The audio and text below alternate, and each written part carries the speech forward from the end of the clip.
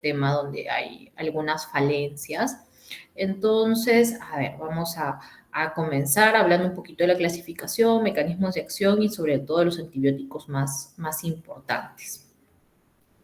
Con respecto a lo que es el tema de... Ay, Dios, no, vamos a ver. Ya. Ahora sí.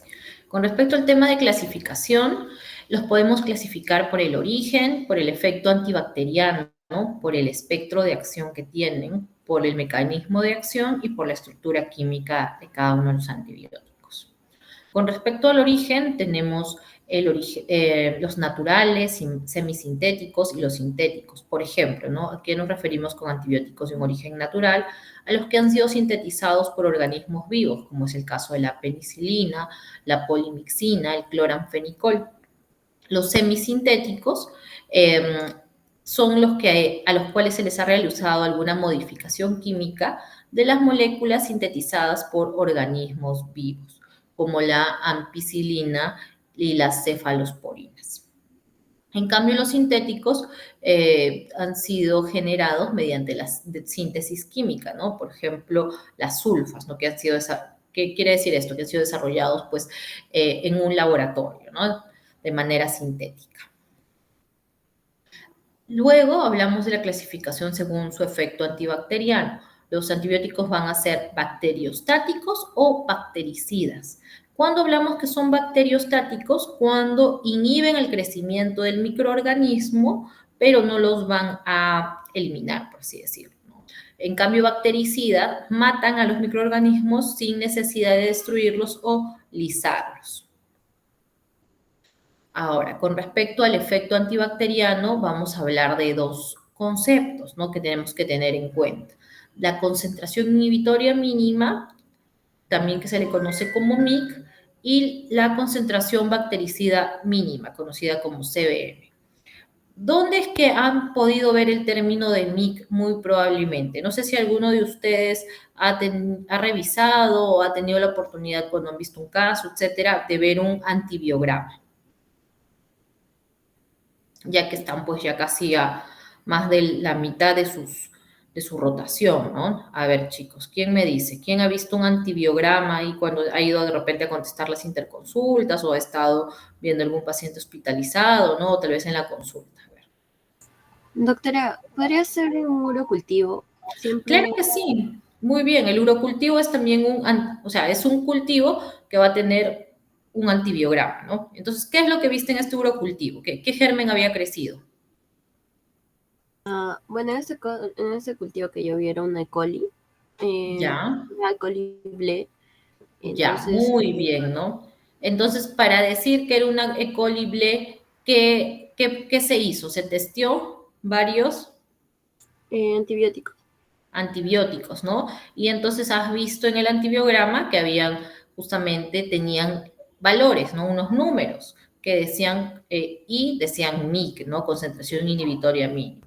Entonces, por eso es importante que ustedes entiendan, porque es algo que van a ver en su práctica diaria, van a ver el término de concentración inhibitoria mínima cuando justamente revisen los cultivos, ¿no? Que puede ser un urocultivo, como muy bien ha mencionado su compañera, puede ser un hemocultivo, puede ser un cultivo de aspirado bronquial, un cultivo de líquido cefalorraquídeo, etc. ¿Ya? Entonces, ¿qué quiere decir concentración inhibitoria mínima? ¿No? Que debería de haberse hecho esa pregunta. Es la menor concentración que inhibe completamente el crecimiento bacteriano visible después de 18 a 24 horas. Entonces, yo voy a tener, pues, como les mencioné, valores, ¿no? Números al respecto para decir, y estos valores me van a decir si determinado germen es sensible o resistente a un antibiótico, ¿no? Si es sensible, tiene una resistencia intermedia o es resistente a un antibiótico. Entonces, ¿yo cómo hago para saber estos valores? ¿No? Lógico que pues no voy a saber de memoria todos estos valores. Entonces, hay organizaciones que se encargan de esto, ¿no? Por ejemplo, tenemos el CLCI y tenemos el EUCAS, ¿no? El organismo americano y el europeo, que van a determinar estos valores de concentración inhibitoria mínima a nivel laboratorial para hablar de que determinado germen es sensible o resistente a determinado antibiótico, ¿no? Por ejemplo, ¿por qué hago esta acotación? Por ejemplo, es diferente si yo hablo de una E. coli, aquí si hablo de una pseudomonas, los valores van a ser distintos si es que yo hablo de sensibilidad o resistencia de repente al ciprofloxacino que al meropenem. Entonces, estos valores van a variar. Por eso es que eso ya está determinado, ¿no? Es una guía, es un compendio donde vamos a encontrar cuáles son los puntos, ¿no? Cuando decimos que es sensible, determinado germen, a determinado antibiótico, cuando decimos que es resistente. Entonces, ya eso está determinado. Entonces, al fin, yo por eso es que ya puedo, digamos que, interpretarlo, ¿no? Entonces, muchas veces en el antibiograma que ustedes ven van a ver pues que dice sensible o resistente, porque ya digamos que estos medios de cultivos están automatizados, entonces ya nos van a entregar cierta información, pero no es que vamos a interpretarlo como se dice al pie de la letra. ¿Por qué? Porque ahí viene justamente el criterio clínico, ¿no? El criterio y el conocimiento que debemos de tener, ¿no? ¿Por qué? No, acuérdense que va a ser diferente, pues, tratar una infección que esté, no sé, tratar una infección urinaria, es diferente tratar una cistitis que una pielonefritis, es diferente tratar una bacteremia que una neumonía, ¿no? ¿Por qué? Porque también los antibióticos van a tener ciertas características con respecto a la llegada, ¿no? No todos los antibióticos, por ejemplo, penetran bien a nivel del sistema nervioso central, no todos van a llegar bien al líquido de revestimiento pulmonar, ¿no? Ya no llegan bien a pulmón, otros no llegan bien a orina. Entonces, por eso es que nosotros tenemos que conocer ciertas características de los antibióticos, ¿no? Entonces, o sea, un antibiograma me va a guiar, me va a dar pautas, pero justamente el conocimiento que yo tenga del paciente y de las propiedades de cada antibiótico va a ser lo que me va a permitir a mí elegir al mejor antibiótico para determinada situación, ¿no? Que va a tener mi paciente, ¿no? Entonces, básicamente este comentario que va, ¿no? Para que ustedes se den cuenta que el uso de los antibióticos es un arte, ¿no? O sea, no es a todos les prescribo igual siempre, no, no, o sea, entran muchas variables en juego, entonces yo voy a poder decidir bien mientras más conocimiento tengo, ¿no? Cuanto más conozco cuáles son las propiedades del antibiótico, cuando tengo una mejor idea de qué otros factores pueden afectar la llegada de mi antibiótico de manera adecuada digamos, a donde yo quiero, ¿no? Por ejemplo, digamos, al líquido cefalorraquídeo, ¿no? Entonces, por eso es que ustedes tienen que, digamos, al menos comenzar con entender bien, pues, cómo van a actuar los antibióticos y luego pueden ir aprendiendo un poquito más, ¿no? De repente el tema ya de optimización, ¿ya? A ver, entonces, a ver, vamos a seguir, si no nos vamos a ir un poco por las ramas. A ver, ya, luego tenemos el otro concepto que dijimos, concentración bactericida mínima, que es la menor concentración del antibiótico que mata al 99.9% del inóculo. Entonces, yo cómo determino cuál es el efecto antibacteriano del determinado antibiótico, ¿no? Por ejemplo, la ceftriaxona. Tengo que calcular la concentración bactericida mínima sobre la concentración inhibitoria mínima, ¿no? Que como les dije, estos valores están ya determinados, ¿no? En estas guías de Leucas y CLC. Entonces, si esta relación es igual a 1, yo digo que este antibiótico es un bactericida. En cambio, si esta relación es mayor de 4, yo digo que este antibiótico es un bacteriostático. ¿Y por qué esto tendría alguna relevancia para mi manejo del paciente? ¿No? Claro que sí, es muy relevante. Ahorita vamos a ver por qué. A ver, primero vamos a resumirles, ¿no? Decirles qué antibióticos van a ser bactericidas, por ejemplo, los betalactámicos, la vancomicina, aminoglicósidos, polimixina, fluoroquinolonas. Y quienes son, por ejemplo, bacteriostáticos, las tetraciclinas, el cloranfenicol, la clindamicina, linesolid, la nitrofurantoína, ¿no? Entonces, Digamos que si ustedes están, no están de turno, están en la unidad de trauma shock y les llega pues un paciente, ¿no? Portador de sonda Foley, que está pues con una orina purulenta, ¿no? Y llega pues con fiebre, hipotenso, ¿ya? Entonces, ¿qué antibiótico le iniciarían a este señor? ¿Le darían un bactericida o le darían un bacteriostático? A ver, esa sería mi pregunta para ustedes.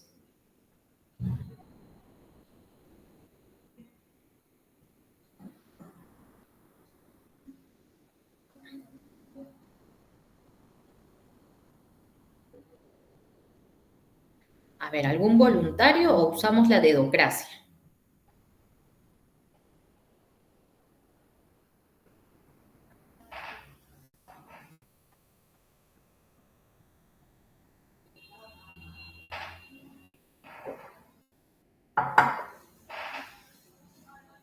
A ver, por ahí, que ver quién está. Rosa Silvia. A ver, ¿tú qué opinas? Sí, doctora. Bueno, yo creo que se debería darle un bactericida por lo que es Un la bac- orina purulenta. Muy bien. ¿Por qué el bactericida? Perdóname, no te escuché bien. Porque uno, el paciente está en un estado crítico. Dos, podría ser que un agente infeccioso oportunista haya ingresado y está haciendo lo que es la orina purulenta, ¿no? Entonces, Claro, podría tratarse de un delito complicado. claro, está muy bien tu razonamiento, ¿ya? Es correcto lo que me has dicho. O sea, yo quiero darle un bactericida, ¿no? ¿Por qué? Justamente porque yo quiero que si mi paciente está pues inestable, como les he dicho, que voy a querer, ¿no? Que me eliminen. Miren cómo en el gráfico de la curvita, ¿no? Voy a generar una más rápida, voy a eliminar, ¿no? Mucho más rápido los microorganismos y para un paciente pues que esté inestable yo quiero que vaya a tener este antibiótico un mejor volumen de distribución, ¿no? Que me llegue bien, ¿no? Entonces yo para un paciente crítico uso un bactericida, nunca un bacteriostático, ¿ya? Muy bien. Ahora, según el espectro de acción, vamos a tener algunos antibióticos de espectro reducido, otros de espectro amplio, ¿no? Por ejemplo, ¿a qué nos referimos con espectro reducido? Que son activos solo para un grupo determinado de bacterias. Por ejemplo, los macrólidos para cocos gram positivos no van a tener pues, efectos sobre gram negativos, o la gentamicina que es exclusiva para bacilos gram negativos. Ahora, cuando hablamos de espectro amplio, son antibióticos que presentan actividad frente a la mayoría de los grupos bacterianos de importancia clínica, ¿no? El espectro va a ser mayor. A ver, acá, por ejemplo, en este grafiquito podemos ver eso, ¿no? Como, a ver, vamos a ver un ejemplo. A ver, la, mm, la polimixina, no, las penicilinas, ¿no? Yo creo que es el mejor ejemplo, que van a tener un espectro para gram positivos, para gram negativos, ¿no? Y hasta algunos, por ejemplo, puede tener un efecto en clamidia, ¿no? Entonces, el efecto es amplio. Ahora, por el mecanismo de acción, que es uno de los puntos más importantes. ¿Cómo van a actuar? ¿No? Alterando la síntesis de la pared celular, también puede ser por alteraciones en la estructura de la membrana citoplasmática, puede ser también alterando o inhibiendo la síntesis de proteínas a nivel ribosomal, puede ser inhibiendo la síntesis del DNA o interfiriendo con metabolismos intermediarios. A ver, entonces, vamos a ver, los más, igual ahorita cuando mencionemos uno por uno vamos a recordar eso, ¿no? Por ejemplo, a ver, los más importantes, ¿no? Síntesis de pared celular, ¿no? Por ejemplo, las cefalosporinas, fosfomicina, vancomicina. A ver, por ejemplo, en cambio, en membrana celular, ¿no? Que es distinto, como pueden ver en el gráfico, ¿no? Una cosa es la pared y otra cosa es la membrana. En cambio, membrana celular, daptomicina, polimixina, ¿no? Polimixinas como quién? Como la colistina, ¿no? La colistina que por ahí deben de haber escuchado mencionar. En cambio, cuando hablamos de síntesis de proteínas, o sea, en el ribosoma vamos a tener pues las que actúan a nivel de la subunidad 50S, también las que actúan a nivel de la subunidad 30S, ¿no? 30S tenemos a los aminoglicósidos, las tetraciclinas, 50S tenemos al cloranfenicol, clindamicina, linezolid, macrólidos, ¿no? Tenemos estos, digamos que estos grupos, ¿no? A ver, vamos a avanzar un poquito, si no nos va a faltar el tiempo. A ver, según la estructura química, tenemos los betalactámicos. Dentro de este grupo están las penicilinas, las cefalosporinas y el monobactam. Los aminoglucósidos, acá tenemos a la streptomicina, la gentamicina, la trobamicina, la canamicina y la amicacina, ¿no? Los más importantes y los que en algún momento van a escuchar van a ser pues la gentamicina, canamicina y amicacina. ¿Alguien recuerda para qué usamos o ha tenido relevancia la canamicina en el tratamiento de qué?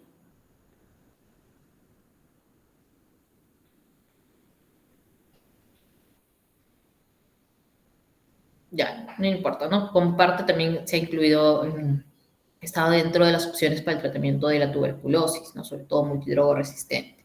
¿Qué más? Macrólidos, como la eritromicina, claritromicina y acitromicina. Luego tenemos las lincosamidas, como la lincomicina y la clindamicina, sobre todo la clindamicina es lo que van a ver en su práctica. ¿Qué más? Tenemos los glicopéptidos, ¿no? Nunca se olviden que la vancomicina es un glicopéptido.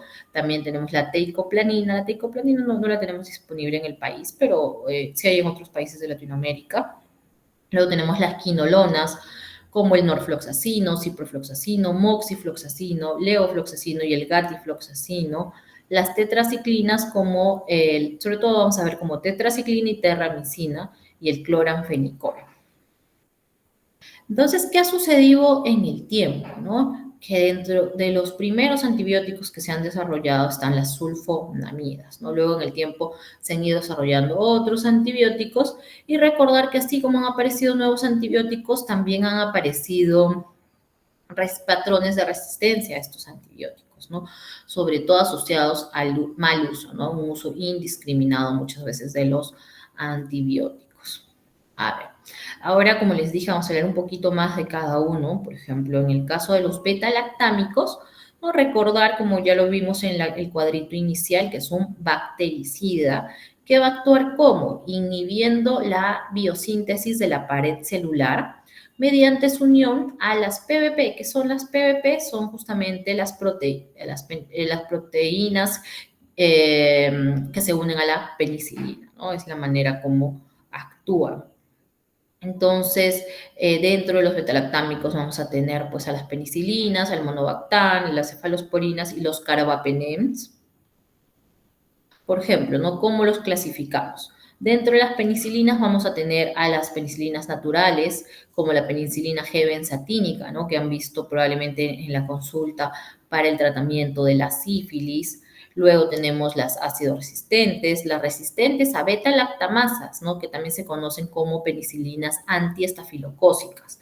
Aquí tenemos lo que es la meticilina, tenemos la oxacilina, ¿no? Que va a ser la más importante en este grupo, ¿no? Como probablemente han visto, también está la cloxacilina. Tenemos también las aminopenicilinas, también conocidas como de amplio espectro. Acá tenemos a la ampicilina, la moxicilina. Y también tenemos a las de amplio espectro, pero con efecto antiseudomónico, ¿no? Entonces, recuerden, ¿no? De este grupo, ¿cuál es la más importante? Una ureidopenicilina que se llama piperacilina, ¿no? Entonces, ahí en algún momento les van a preguntar, pues, ¿no? ¿A qué grupo de antibióticos, a qué familia pertenece la piperacilina? Entonces, tienen que recordar que es una ureidopenicilina, ¿no? ¿Y por qué es tan importante o por qué, digamos, debe ser recordada? Porque tiene un efecto antiseudomónico, ¿no? A diferencia de muchos otros beta-lactámicos. A ver, vamos a ver. Después, tenemos a las cefalosporinas que van a ser importantes para nuestra práctica.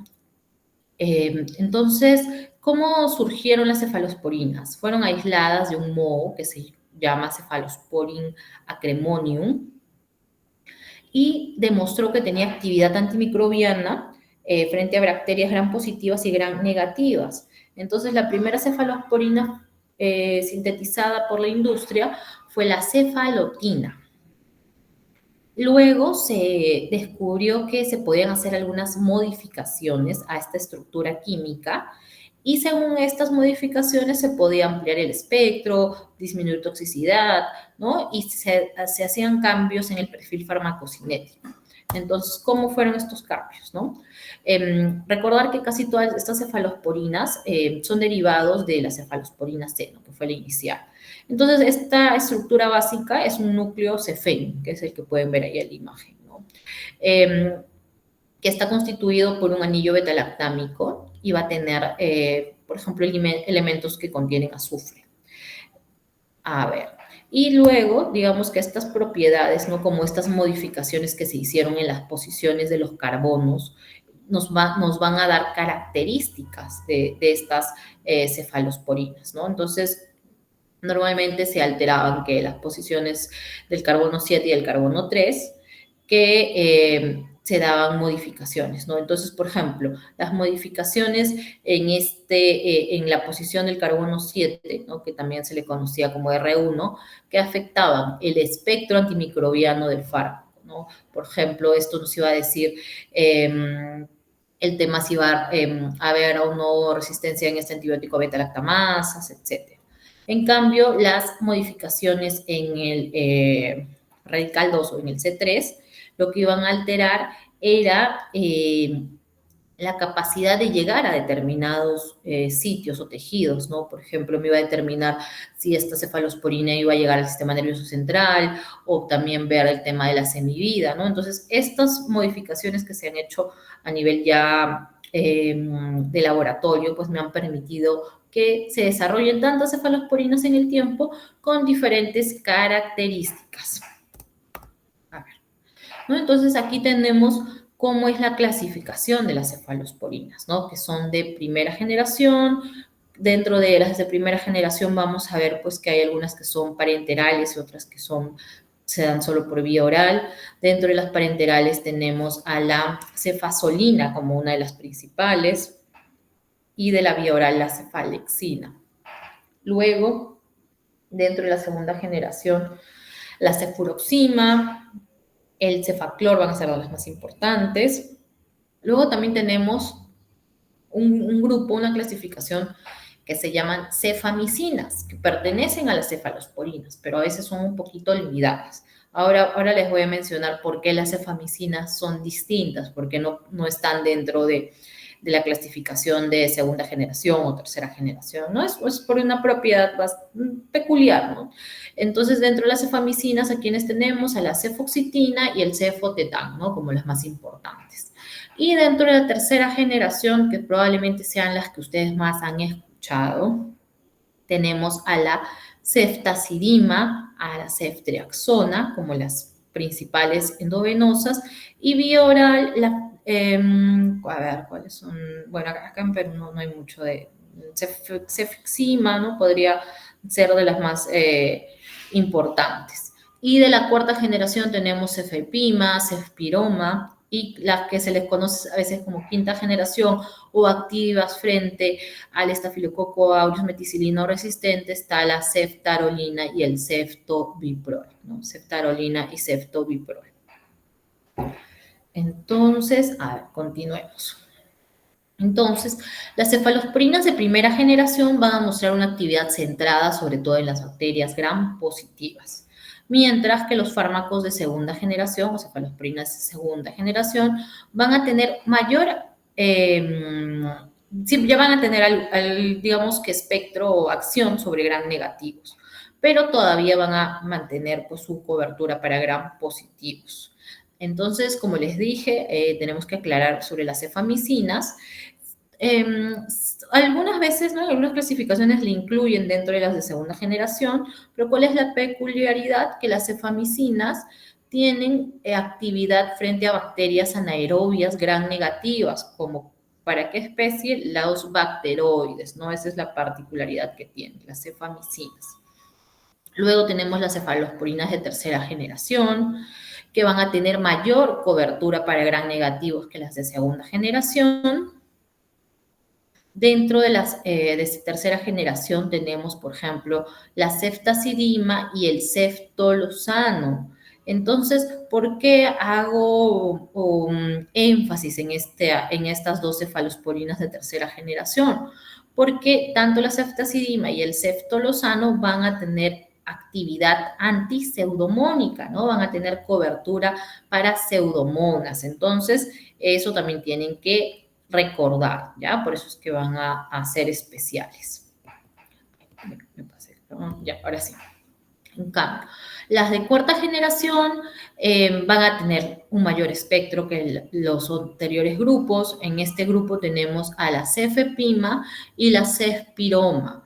Entonces van a tener mayor actividad para gram negativos y también van a tener ambos antibióticos cobertura para pseudomonas. A ver, luego en el quinto grupo o cefalosporinas activas para Staphylococcus meticilino resistente, ahí tenemos la ceftarolina y el ceftobiprol. También van a tener, por ejemplo, en este caso de entre ceftarolina y ceftobiprol, el ceftobiprol tiene actividad antiseudomónica, ¿no? Entonces, por eso es que también deberíamos recordar eso. Ahora, los monobactam. Los monobactam, como les expliqué, también son betalactámicos. Solo hay uno dentro de la clasificación de monobactam, que es el Astreonan. Es monocíclico, es sintético. Viene también de un ácido, digamos, tiene un origen natural. Fue aislado originalmente en el Chromobacterium violaceum.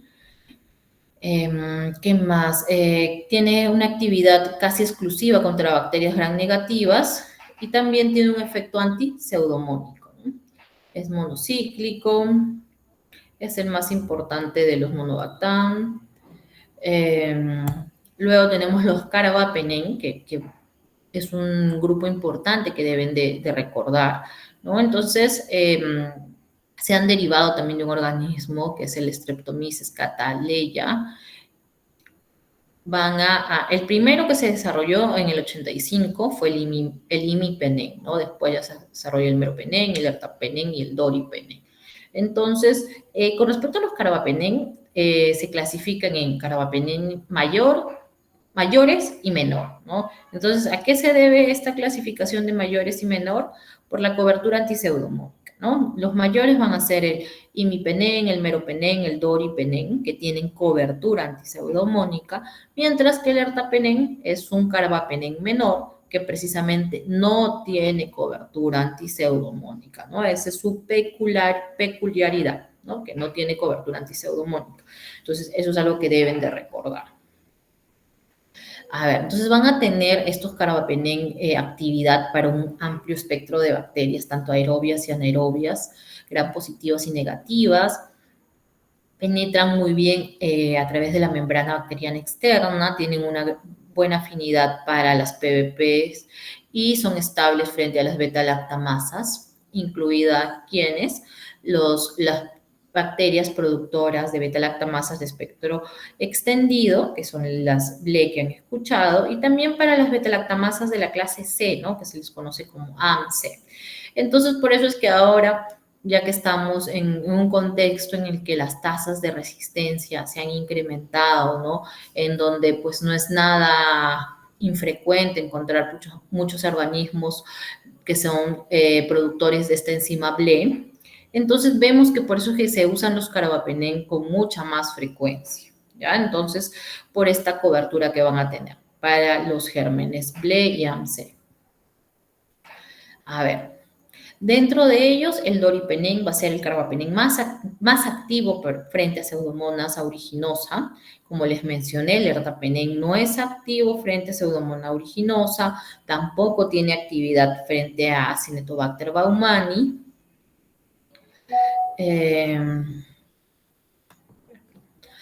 Todos los, también, por ejemplo, algunos gérmenes como Stenotrophomonas maltophilia o la Bucordelia cepacia, ¿no? Que sobre todo son gérmenes que aparecen en pacientes ya medio crónicos, ¿no? Como un tiempo de hospitalización prolongado, tienen una resistencia intrínseca a los carbapenems, ¿no? Por eso es que cuando tengo alguna infección por Stenotrofomonas o Bucordelia, no voy a usar los carbapenems, ¿ya?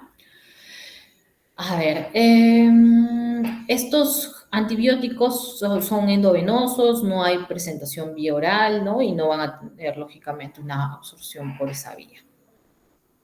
A ver, ahora, los aminoglucósidos. Estos antibióticos van a tener un anillo esencial de 6 elementos con radicales del grupo amino. Este anillo se le denomina aminociclitol. La molécula del aminoglicósido se va a componer de aminoazúcares unidos por enlaces glucosídicos a un alcohol hexagonal, ¿no? Que tiene justamente varios grupos amino. ¿Cómo actúa? Como ya lo mencionamos, a nivel de la síntesis de la subunidad 30S, va a tener una actividad bactericida, pero esta actividad bactericida va a depender de qué? De la concentración. Y una característica particular que tiene es que tiene un efecto posantibiótico prolongado,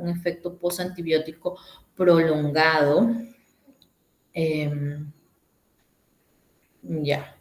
¿Qué más? Entonces va a tener una buena cobertura frente a gram negativos, aerobios, incluyendo enterobacterias, y también algunos bacilos no fermentadores, como quienes, las pseudomonas y el acinetobacter. Entonces, los aminoglicósidos sí van a tener cobertura para pseudomona originosa y acinetobacter. Claro, cuando estamos hablando de una pseudomona y un acinetobacter que sea sensible, ¿no? Pero digamos que en un mundo ideal, o sea, sí podemos usar, pues, podríamos usar un aminoglicósido para tratar una pseudomona, ¿no? Claro que después tenemos que ver el patrón, ¿no? El antibiograma, ver el patrón de resistencia. Ya. A ver, ¿qué más, no? Entonces, algunos de los aminoglicósidos, como les mencioné, los más importantes va a ser la canamicina, la gentamicina y la amicacina. Ahora, las tetraciclinas actúan suprimiendo la síntesis proteica, uniéndose también a la subunidad 30S.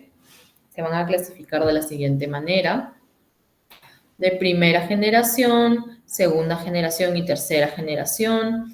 Dentro de la segunda generación está la minociclina y doxiciclina, y la tercera generación, la tigecyclina, ¿no? La tigecyclina, que ha cobrado mayor importancia. ¿Por qué la tigecyclina? A ver, ¿quién ha escuchado eso? ¿En qué últimamente se está usando combinación para tratar qué tipo de germen?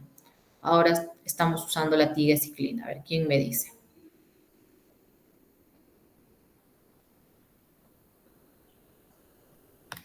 A ver, vamos a ver quiénes están ahí aquí que ya han rotado conmigo. A ver. A ver, Franco. Siempre me acuerdo de Franco. A ver, Franco, ¿para qué crees que pueda servir la tigecyclina? ¿Para qué germen?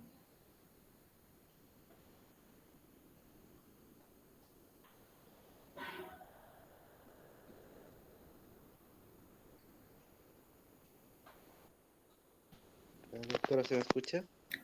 Bajito, bajito, pero algo escucho. Mm, a ver. eh,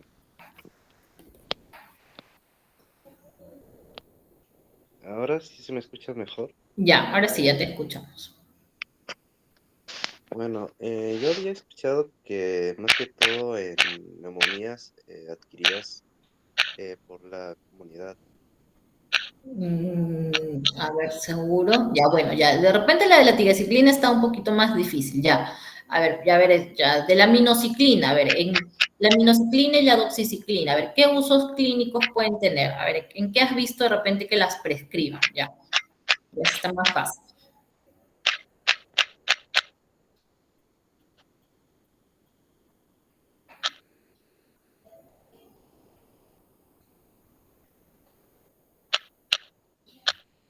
¿O cobertura para qué va a tener la doxiciclina? ¿Va a llegar bien a dónde? A ver, ¿va a cubrir qué y va a llegar bien a dónde? Porque a veces lo recetamos.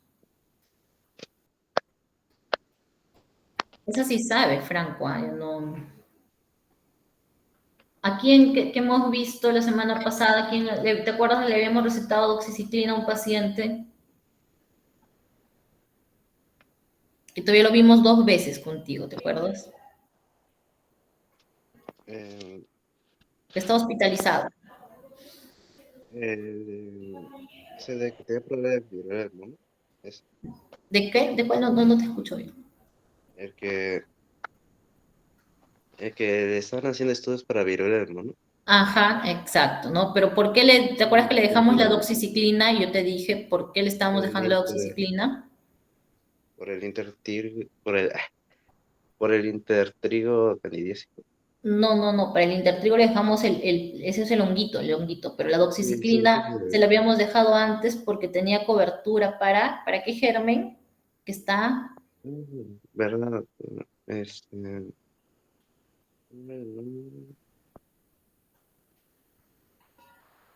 el absceso.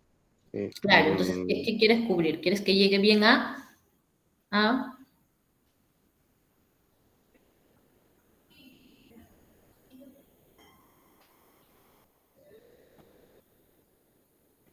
piel? Acuérdense ya chicos, doxiciclina y minociclina es porque quiero que llegue, o sea, una cobertura para piel y sobre todo que estoy pensando que en estafilococo aureus, ¿no? ¿Y qué particularidad tiene la doxiciclina? Que puede tener una cobertura para estafilococo aureus hasta meticilino resistente, ¿no? Entonces es una buena opción vía oral, ¿no? Es una buena opción, ¿ya? Entonces, la minociclina, ¿en qué van a ver que lo usan? Y también a veces no les dan minociclina y les dan doxy porque es pues, más barato para el acné, ¿no? Por eso es que muchas veces se usa para tratar el acné, por esa buena llegada que va a tener, ¿ya? A piel. Y por eso es que en ese pacientito le estábamos dando porque tenía esas lesiones, ¿no? Que estábamos descartando que tuviera, que sean secundarios en Staphylococcus, ¿no te acuerdas de esas lesiones? Ya. Y la otra, la respuesta de la tigecyclina. La tigecyclina sí es endovenoso, no es vía oral. Entonces, la tigecyclina tiene justamente, ¿no? Usos para tratar infecciones de piel y partes blandas y también infecciones intraabdominales. Dentro de las particularidades que va a tener es que se ha planteado su uso, ¿no? Asociado a colistina, porque se plantea que podría tener, ¿no? Mejorar el tema del manejo de Acinetobacter baumannii, pero con un patrón de resistencia, ¿no? Cuando hablamos de Acinetobacter baumannii multidrogo resistente, ¿no? No sola, no, nunca sola la tigecyclina, sino como eh, digamos, en combinación con colistina, ¿ya? Cuando estuvimos, pues, en el tiempo del COVID, con los brotes de neumonías asociadas al ventilador por Acinetobacter baumannii, estuvimos usando mucho tigecyclina con colistina, con meropenem, pues tratando de que haya una respuesta clínica y mejoría en estos pacientes, ¿no? Entonces, por ahí que en esos momentos hemos usado ahí la tigecyclina, ¿ya? Para que se acuerden. Ya, a ver, ¿qué más? Luego tenemos las estreptograminas, ¿no? Las estreptograminas que en verdad no las vamos a ver mucho en nuestra práctica clínica, actúan a nivel de las unidades 50S y también 70S. A ver, vamos a pasar por aquí. Ya la vancomicina, que sí lo vamos a ver mucho más seguido. ¿Qué es la vancomicina? Es un glicopéptido, ¿no? Entonces, ¿cómo actúa la vancomicina? Inhibiendo las fases finales de la síntesis de la pared celular, justamente en los microorganismos gram positivos. En división por su interacción donde actúa en los extremos de ala de los precursores de los proteoglucanos. ¿Cuál es uno de los efectos adversos más frecuentes con el uso de la vancomicina? El síndrome del cuello rojo o del hombre rojo. ¿Qué más? Y aquí está asociado justamente este síndrome a la infusión rápida, ¿no? Acuérdense que la vancomicina se tiene que administrar de manera lenta, en 90 minutos a 2 horas, ¿no? Si yo lo administro rápido, voy a generar este síndrome del cuello rojo, del hombre rojo. ¿Qué más?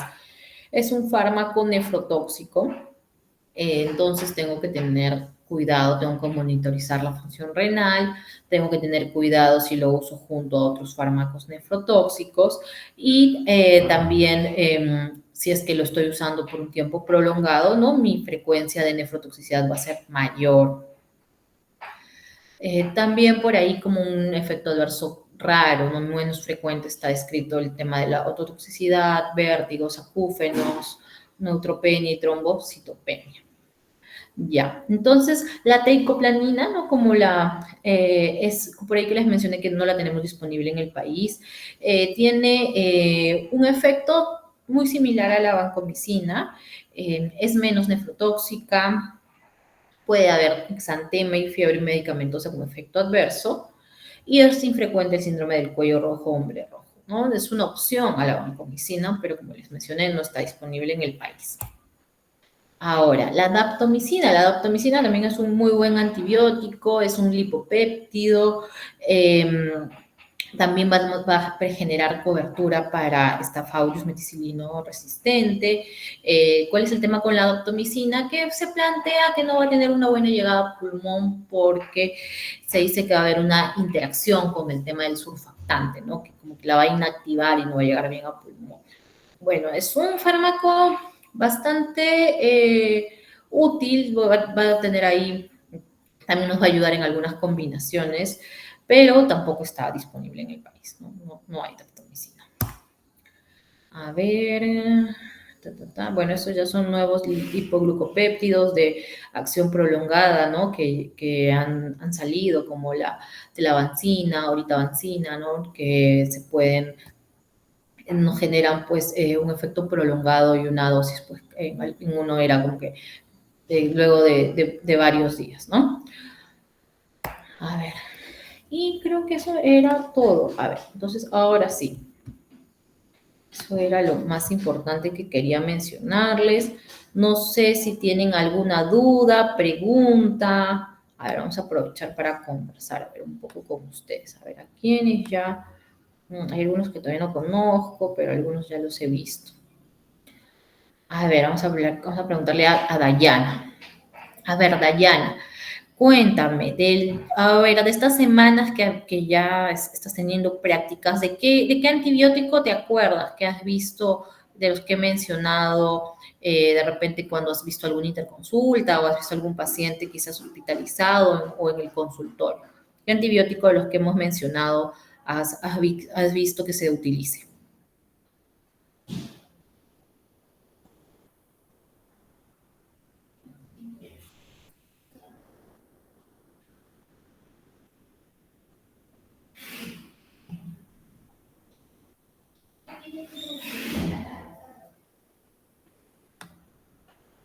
Dayana, está Sí, Dayana. doctora, A ver. justo creo que con usted cuando vimos lo que es un caso de una paciente que había presentado una mastitis crónica. No sé si se Ah, acuerda. muy bien, muy bien. La habíamos, Claro. incluso había mejorado con la primera fase de antibiótico que usted le había recetado, porque y había mejorado su cuadro clínico, me acuerdo. Claro, muy bien, sí me acuerdo, un casito interesante. ¿Y qué le habíamos dado? ¿Te acuerdas? ¿Cuál era el antibiótico que usamos?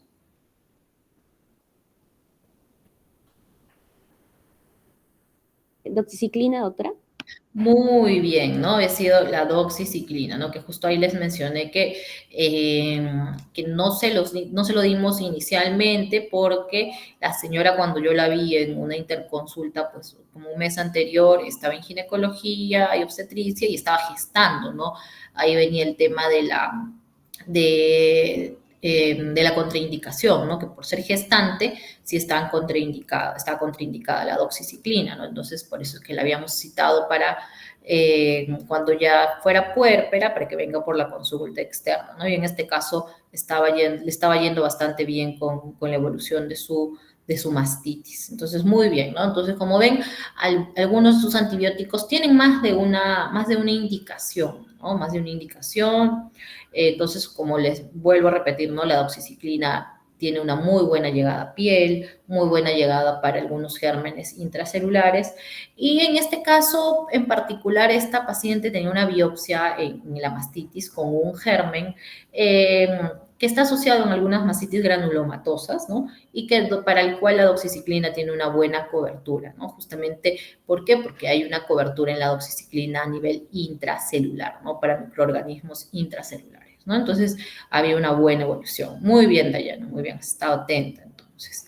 Ya, a ver, ¿quién más? A ver, Franco, que levantaste la manito. No, bueno, un antibiótico que muchas veces A veo ver, que Franco, los un animales... poquito más alto porque no te escucho muy bien, no te escucho. Ya, un antibiótico que he visto mucho en las recetas es la ceftriaxona. Muy bien. Y para, por ejemplo, ahora en estas semanas, ¿en en qué situación clínica viste que lo usaban? ¿Te acuerdas? Em, por ejemplo, eh, yo lo he visto una vez en casos de E. coli en cepas productoras de Blen. Seguro, Franco, seguro. A ver, piensa bien, piensa bien. ¿Qué dijimos de los gérmenes Blé? A ver, ¿cuál es la definición de Blé? De beta-lactamasa de espectro extendido. ¿Cuál es la definición?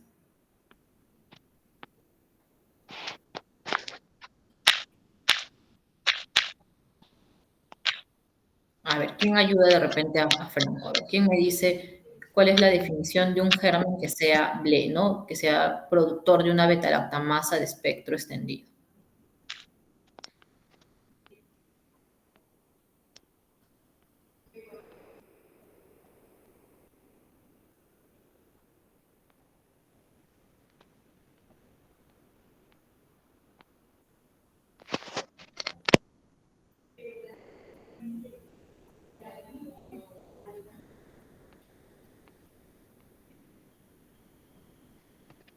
A ver, ¿qué va a pasar, no? Cuando, por ejemplo, una E. coli produce un germen de tipo BLE, este enzima, o por ejemplo, puede ser una Klebsiella BLE también, ¿no? Entonces, ¿qué va a generar eso? Que haya resistencia a qué fármacos, a qué.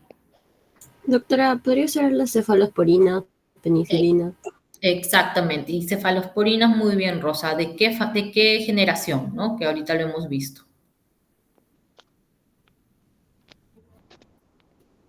¿De tercera?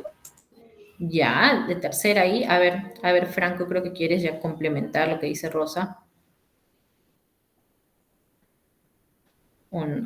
A ver, claro, ¿no? Entonces, si hablamos de un germen BLE, decimos que va a haber resistencia a cefalosporinas de tercera y cuarta generación, ¿no? Entonces, ¿eso qué quiere decir? A ver, ya, para que vamos a preguntarle a Franco para que esto quede súper claro.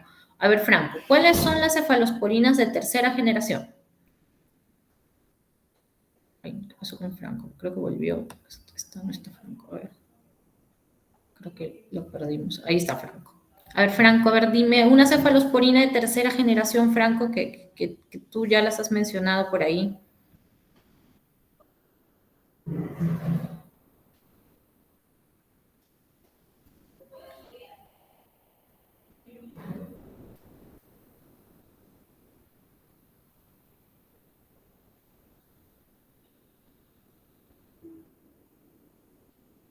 Ya, bueno, a ver.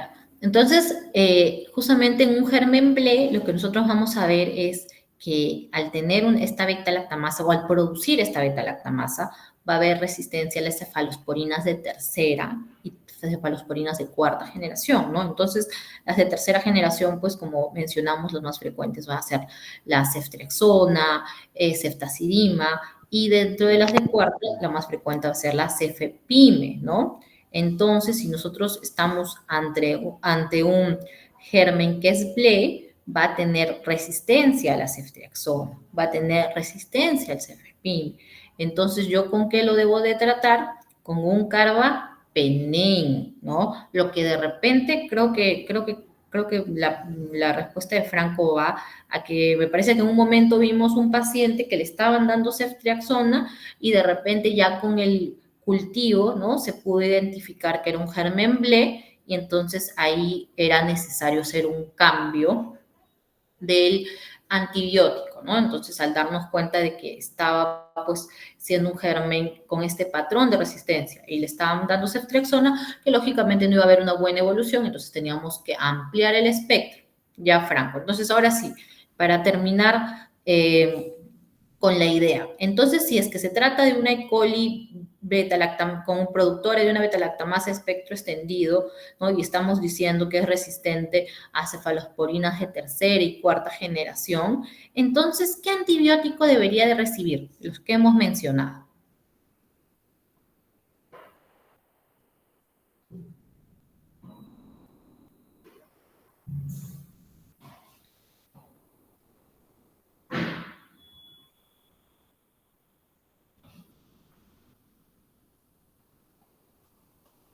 A ver, chicos, alguien entonces que quiera responder, que quiera decirme qué antibiótico tendríamos que dar para este paciente que tuviese una E. coli blem. A ver, Brenda, muy bien.